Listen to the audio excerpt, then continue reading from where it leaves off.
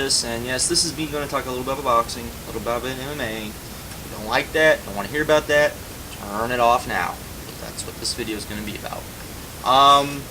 Only because I was thinking about videos to do, video I was going to do on pro wrestling, and I felt like this was something a little bit more I wanted to talk about, so I'm going to talk about this. Why am I talking about this? Well, after watching Oscar De La Hoya versus Manny Pacquiao, which I did see, I got to see the main event. Was not able to order it because I wasn't going to order it because I knew I wasn't, because I had to work, and so I knew I wasn't going to be able to see the whole show, and I really couldn't see, ordering, $60 pay-per-view for just the main event. Then I watched the fight, and I wish I would have ordered it because, and this is something MMA can't do, and I'm really not going to get into UFC versus, or the MMA versus boxing thing yet, but this is one thing MMA really can't do, is this was a one-sided, lopsided match, and in MMA, usually that does not really concentrate as something that you need to see. In boxing, sometimes it does, particularly if it's something historic, particularly if it's like a changing of the guard type of thing, which in a lot of ways this was. I have watched Oscar De La Hoya, and I feel so old saying this, since he started. And that goes, to the Olympics. I can remember watching the Olympics because, as you can tell, I'm still kind of sick. Because he was supposed to be the next big thing in boxing, and so I can remember watching those Olympics and watching him box. My dad has always been a big boxing fan, and so even during the Tyson age, when I was growing up and in junior high and high school, and everyone was kind of watching Mike Tyson, I can remember my dad sitting and watching boxing with my dad, and we would watch who was this? Chavez, and because I watched Chavez, and because I knew who Chavez was, and I would go to school and say, oh yeah, I watched this really good boxing match, and nobody else pretty much knew who Chavez was, as living in Houston, except of course the Mexicans that I went to school with, and so would start talking boxing with them, which kind of earned my way when it came to De La Hoya later, as not a lot of people know this. They kind of talked about it on the fight, that while De La Hoya is very popular among Latinos, particularly Mexican Americans, if you talk, I guess the way to say it would be old school Mexicans, in a way, he is not as popular with them. There's a lot of Mexicans that feel like he was supposed to be the heir apparent to Chavez, and they don't. I've often heard them say they don't think they have a heart. He's not the warrior. He's not this. He's not that. He's too much of a pretty boy.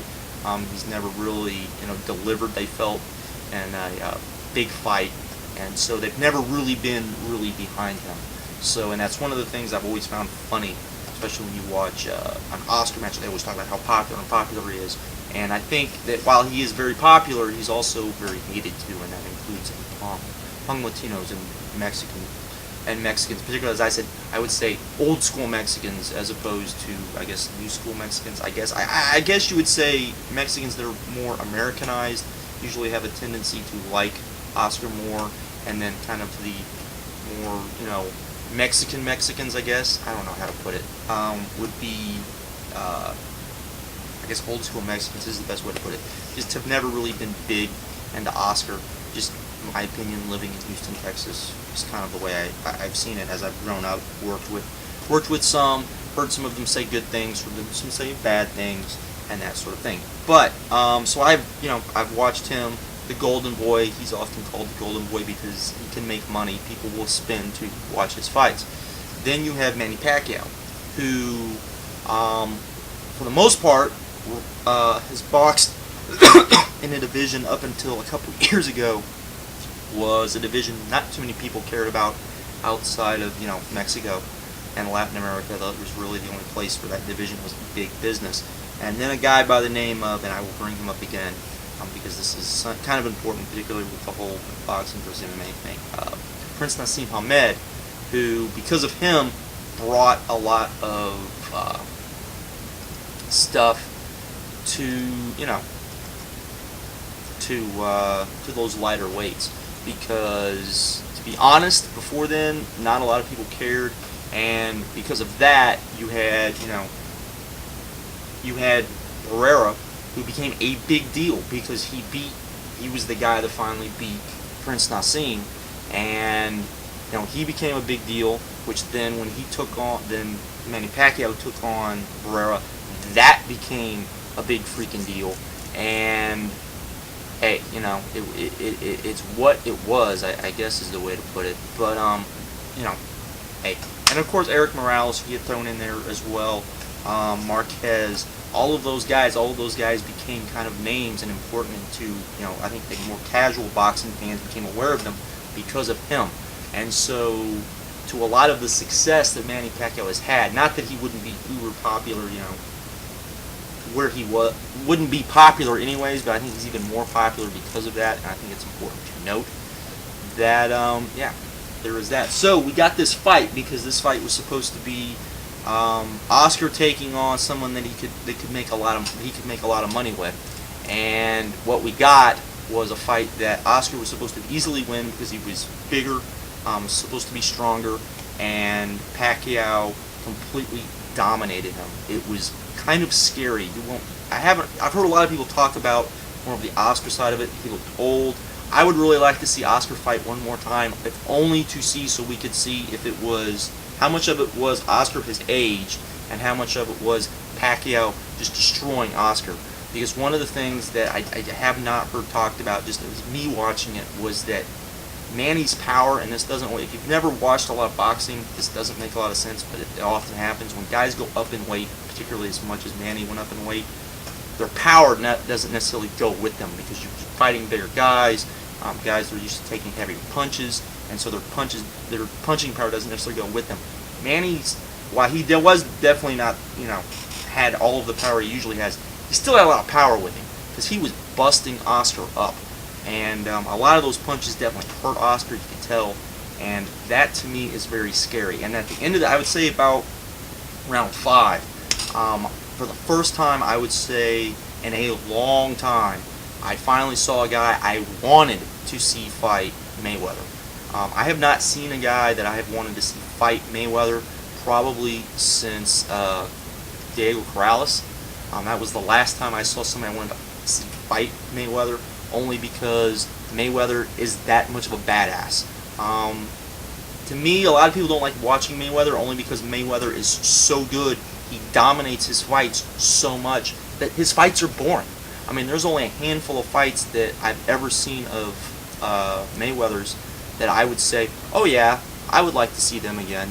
And one of those was his first fight with Castillo, who he probably should have lost that fight, but he didn't. So, anyways, and of course in the rematch where Castillo came in far too big, I think, for that fight. I will say, I think he came in far too big, particularly fighting a guy like Mayweather, who, I mean, you can't come in that big, that kind of, where you're sluggish to fight Mayweather, where he fought the first time. So, but anyways, that's kind of beside the point. But this is the first time I would say since Corrales that I really have wanted to see somebody take on Mayweather. I didn't even really want to see Mayweather take on Ricky Hatton, because I thought what we saw happen would happen, where he would just outbox Hatton, because I didn't think Hatton was strong enough to kind of push Mayweather around, which is something that you need. You need someone that's going to at least push him around, or have at least the hand speed. I don't think Manny has the hand speed of Mayweather, but at least I want to see that fight.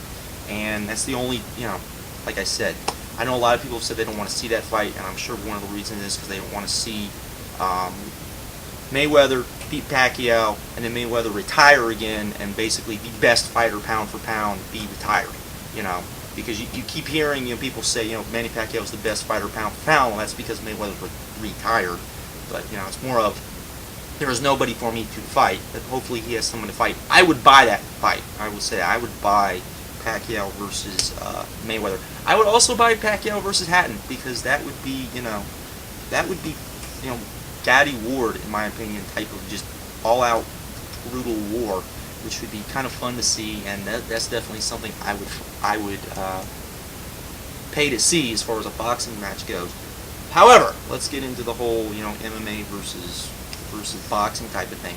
Like I said, I didn't get to see the whole card. I've heard people talk about the undercard, and that they felt the pacing was a little off, and it wasn't the best show that HBO has ever put on as far as the undercard.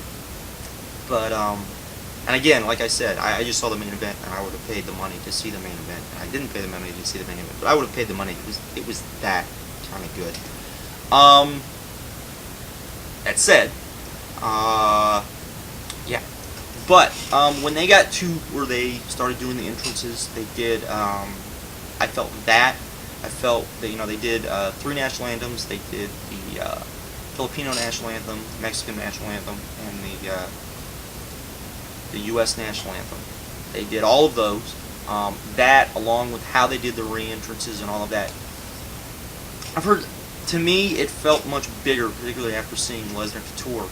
It felt more, you know, the announcers said, you know, we're going to get on with the, you know, the kind of the show part of it, and it felt more like a show. It felt like it added more importance to the match, and it made the match seem a little bit more important, add a little bit more importance to it. It's the type of thing UFC doesn't normally do, and almost never does, and I think it's one of those things that they need to do more of.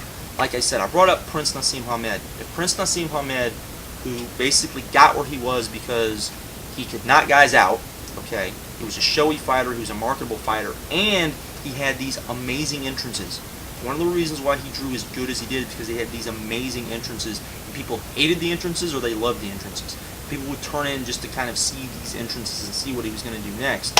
And if he was able to take a weight class that most people could have given 2 shits about, other than when it was on, you know, it would be on the undercard of a pay-per-view, people would go, oh wow, that was a good fight, and they wouldn't care about it anymore. If he was able to do that, then I've never understood why UFC would not at least try to do the same things.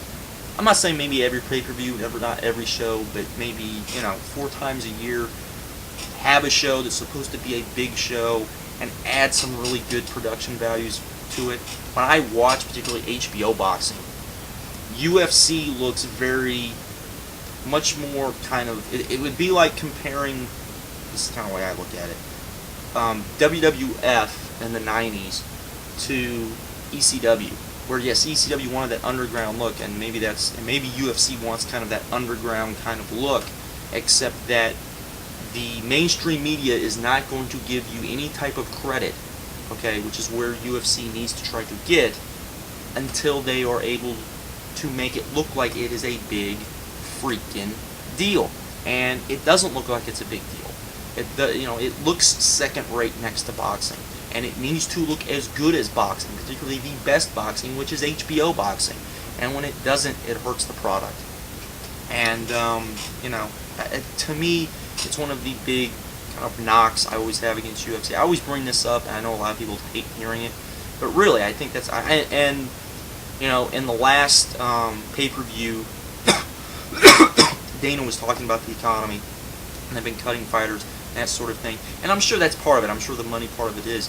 But people want to turn in to see a show, and I think that UFC could do a better job of that. And this was one of the big contrasts to me that you could see, was that, even on an off night, okay, HBO Boxing was able to put on a better show than UFC does. And I know I know a lot of people go, oh, I don't want to hear that, we just want the fights. That's fine and wonderful when you're talking about the diehards. I know people say, well, look at the pay-per-view numbers. Well, part of that is because UFC is hot right now. What happens when UFC isn't hot anymore? Then are you going to start putting on, the big production values, and then when you can do it now and really hook people? And, it's just kind of the way I look at it. Again, just kind of wanted to throw that out there. Like I said, a little boxing versus MMA type of thing. I probably will buy the next UFC pay-per-view. It'll be the first UFC pay-per-view I've bought since before Pride went under. Yeah, that long ago. I can't even remember the last UFC pay-per-view I bought. It was that long ago. But this, to me, looks like the real freaking deal. Particularly Sylvia versus Jackson, which, as someone that has seen the 2 times they fought, and loved both of them, this for what they were, to an extent. Give me a second. This, I'm looking really forward to that. Mir versus Nog, not so much. The other fight, and not so much either. Not because it's what would be good. I think that'll be an excellent fight and definitely a really good fight. But it's not, it's not something that makes me, jump up and do a dance. Even though it will be